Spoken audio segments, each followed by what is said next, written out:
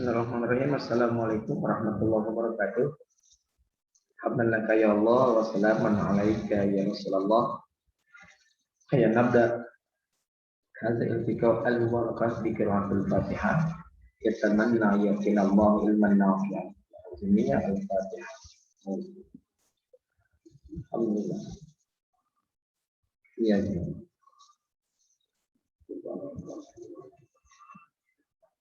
Baik, terima kasih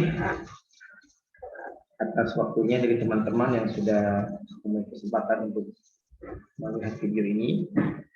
Sekaligus video ini adalah merupakan video pertemuan kita perkuliahan ketiga ya. Karena memang saya kemarin juga ketemu tidak hadir. Ada mahasiswa semester 7 metode penelitian linguistik. Di pertemuan kedua saya sudah membuatkan videonya terkait tentang definisi dan lingkup metode penelitian linguistik. Mari saya jelaskan setelah kita belajar teknik ini diharapkan tadi kamu bisa lebih memahami langkah-langkah untuk membuat karya ilmiah. Dan untuk kesempatan yang sekarang ini saya akan bahas tentang fase pencarian kebenaran dan juga metode berpikir ilmiah. Karena jika kita bicara dunia akademis, maka segala sesuatu itu harus ilmiah. Ya. Tidak bisa dikira-kirakan atau kebenaran sifatnya itu subjektif. Atau misalnya ada teman kita yang sakit perut, ya.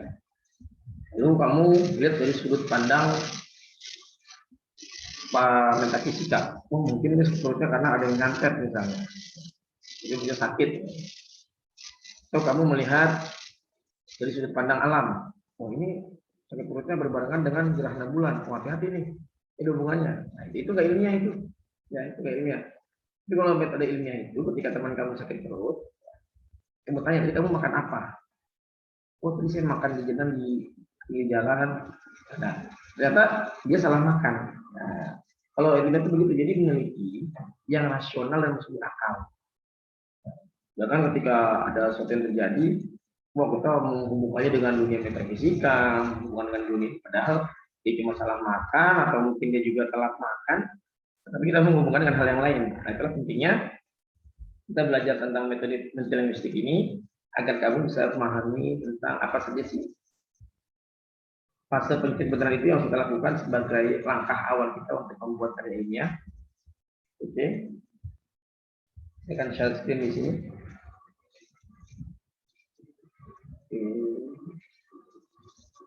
Mencari kebenaran.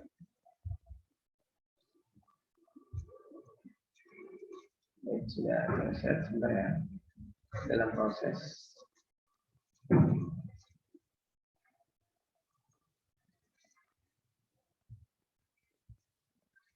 Fase mencari kebenaran dan metode berpikir ilmiah.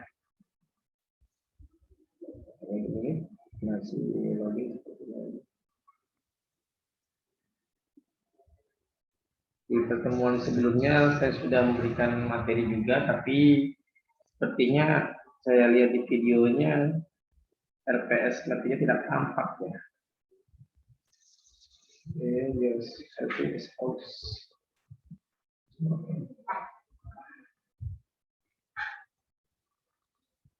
Your screen is out. Okay.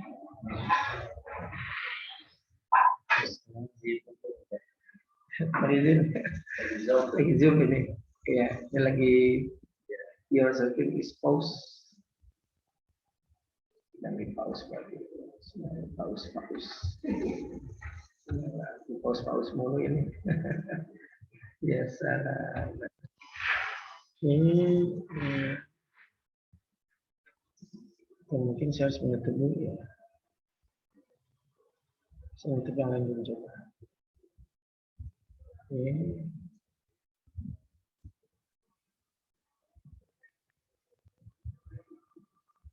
Saya kunci dulu mungkin.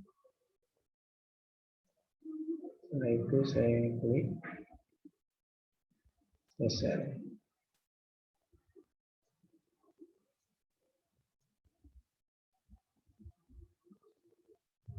Share screen has failed to start. The window using is invalid.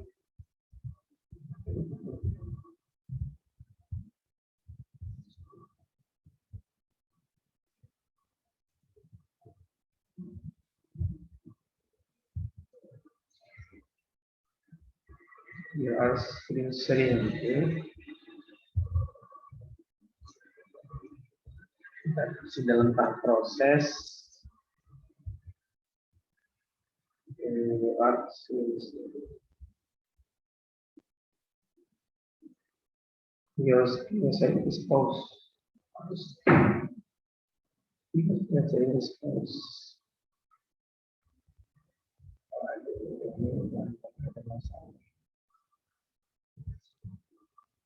Di paus berarti tanda apa? Saya stop dulu.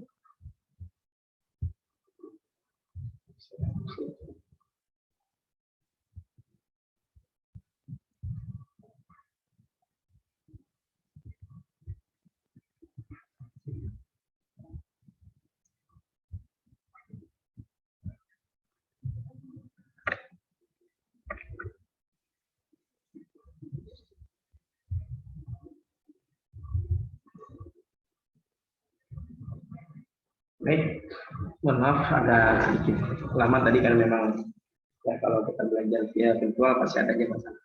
Baik, ini kita membahas tentang fase mencari kebenaran. Bagaimana sih cara mencari kebenaran itu? Ini yang saya tunjukkan tadi. Cara mencari kebenaran itu terbagi menjadi dua. Ada non ilmiah dan ada ilmiah.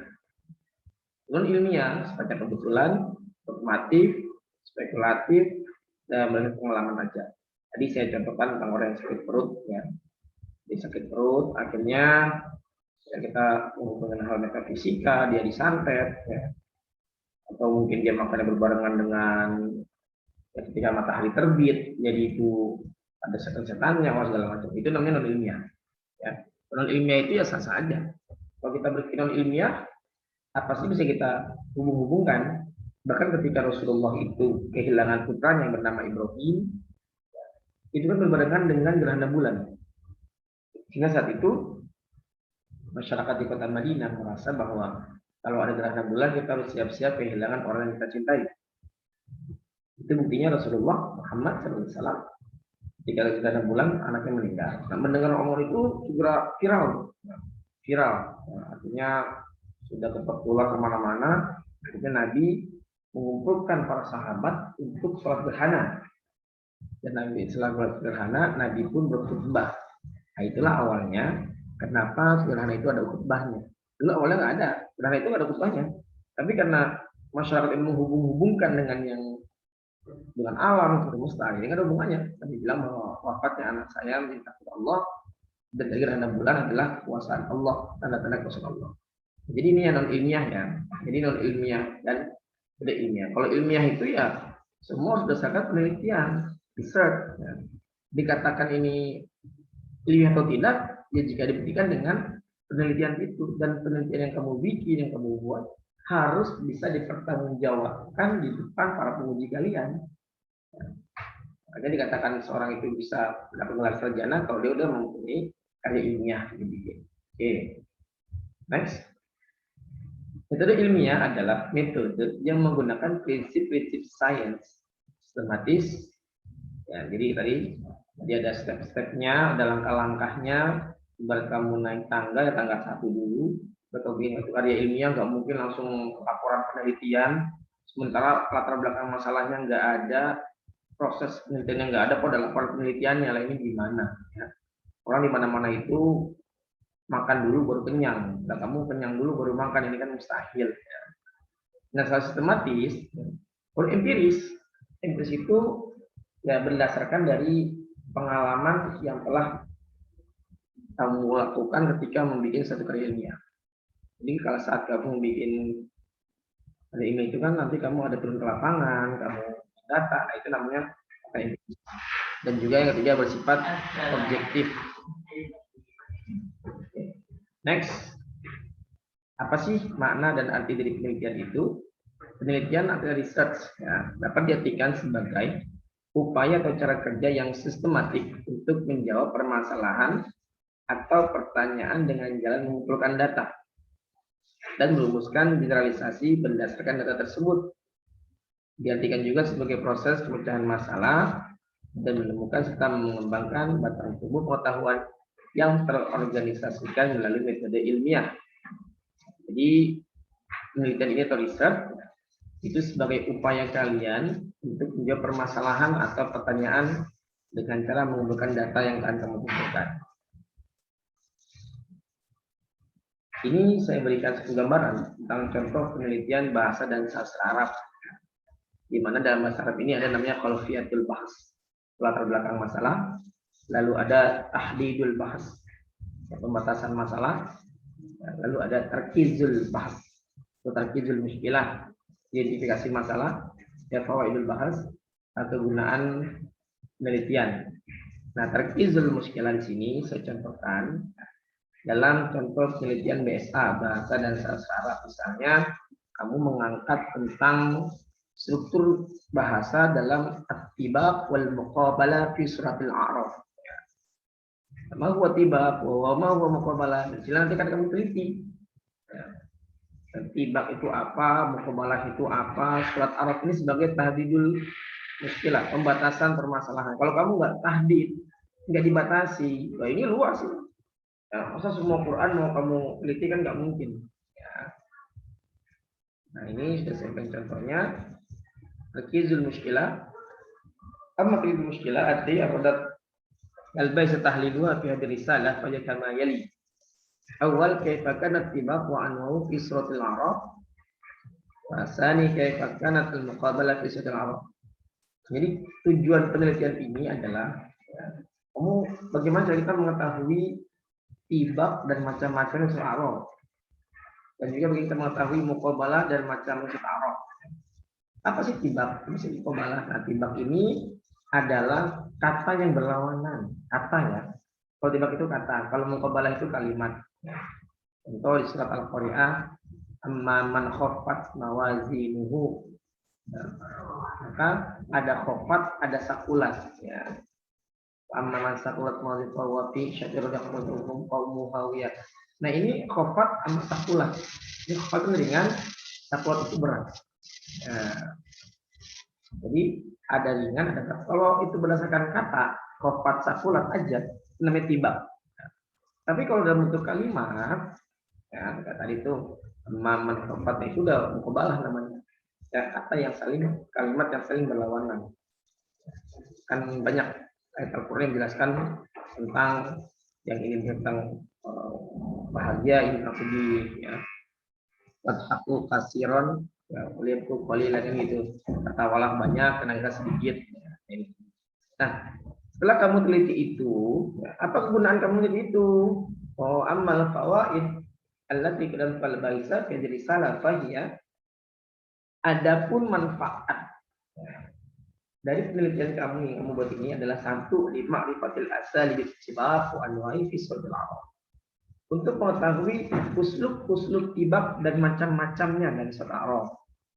Yang kedua, ma'rifatil asali bil muqabalah fi suratil A'raf. Untuk mengetahui uslub muqabalah dalam surat Al-A'raf.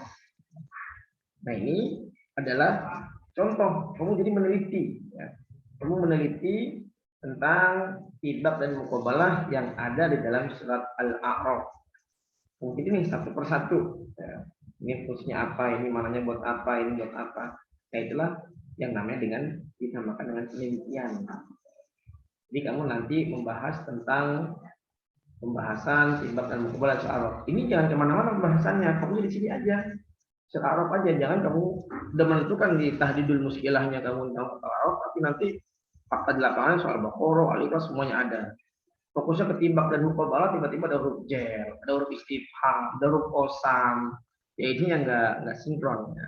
Makanya tadi dikatakan bahwa sistematis kita, ya sistematis dalam bahasa ini adalah kamu teliti dulu latar belakang masalahnya apa. Setelah kamu teliti belakang masalahnya apa, saya ingin meneliti tentang apa nih? Oh tibaq. Kenapa tibaq? Agar orang memahami kata-kata yang berlawanan di dalam Al-Quran sehingga nanti memudahkan dia dalam membuat tafsirnya, dalam memahami maknanya. Nah, setelah itu kamu tentukan latar belakangnya, kamu cari ya, fase pencarian kebenarannya. Emang ada nih susunan tibaq dan Al-A'raf? Ya mau nggak mau kamu konsen di situ. Kalau ada ya tulis laporan. Kalau nggak ada ya sudah. Oh, berarti baknya nggak ada Pak, adanya tentang mukabalanya silakan. Ya. Kalau ini kamu ingin fokus ke dalam Al-Quran, atau kamu di hadis boleh. Kamu ingin bahas tentang hadis Arba'in Nawawi misalnya, atau Bulughul Maram. Hadis-hadis bahas tentang pendidikan, Al-Hadis Tarbawi di Bulughul Maram, silakan, itu bisa jadi pilihan kamu. Atau bisa juga kamu membahas tentang syair, Badasimtud Duror, ya. Syi'ru fi Simtud Duror, alladzi allafahu al-Habib. Nah, silakan. Jadi ini nggak fokus ke Al-Quran ya, karena kalau kita sastra itu kan kita bebas. Ya. Mau kamu meneliti Al-Quran, mau hadis, mau syair-syair, mau karya ulama, bebas. Ya. Silakan. Yang penting tadi ada step-stepnya. Kamu tahu fase pencarian sebenarnya seperti apa. Kalau emang di Quran ini ada tentang tiba, tentang mukabalah, silakan fokus. Kalau kamu ingin meneliti tentang huruf kosamnya, silakan. Huruf kosamnya yang kamu pelajari. Kalau kamu ingin bahas tentang iktibasnya misalnya, iktibas, ya, iktibas dalam Al-Quran. Jadi kalimat-kalimat percakapan Al-Quran, kamu tiru, lalu kamu ganti uslubnya. Itu boleh, silakan. Ya.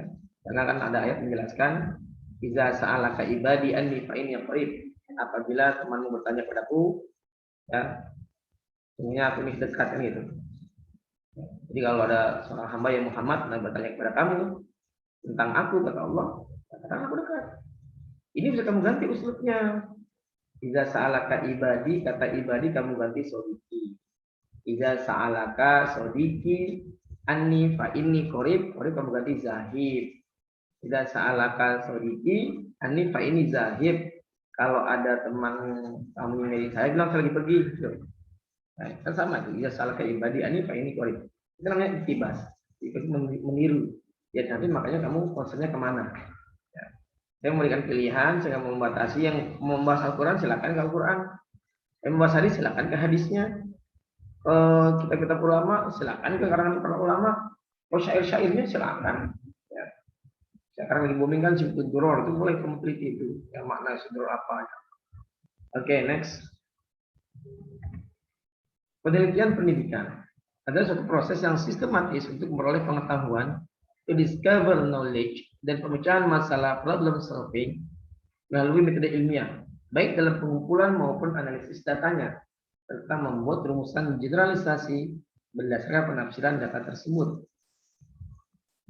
Pentingnya melakukan penelitian dalam proses pendidikan, yaitu memperoleh pengetahuan yang terkait dengan praktek pendidikan, memecahkan masalah-masalah bidang pendidikan dari makro, meso, atau mikro. Mikro ini kecil, meso menengah, mikro besar. Menemukan teori baru tentang pendidikan nanti, mungkin setelah kamu meneliti penelitian kamu itu ada teori baru. Ya, oh rupanya dalam uslub itu duror itu banyak memakai uslub Al-Quran. Ya. Oh nanti mungkin ketika kamu meneliti tentang huruf jer yang ada di dalam surat Fatihah itu berbeda dengan huruf jer mana yang ada di surat An-Nas. Nah itu kan teori baru yang nanti bisa bermanfaat buat penelitian berikut. Kontribusi penelitian dan pendidikan. Penelitian dan ilmu pengetahuan telah lama menjadi bagian penting dan utama dalam meningkatkan aspek kehidupan di bidang lain, peran, pertanian, pendidikan, dan lain-lain. Penelitian dan pendidikan telah terbukti memberikan sumbangan terhadap pengetahuan di bidang pendidikan. Pun demikian penelitian dalam bidang linguistik, ya, banyak memberikan sumbangan terhadap pengetahuan di bidang linguistik, bidang agama, di bidang bahasa. Ulasan terhadap penemuan dan hasil-hasil penelitian telah memberikan implikasi praktis terhadap pembuatan kebijakan dan pendidikan. Perkembangan pengetahuan dalam melakukan praktek dan pendidikan.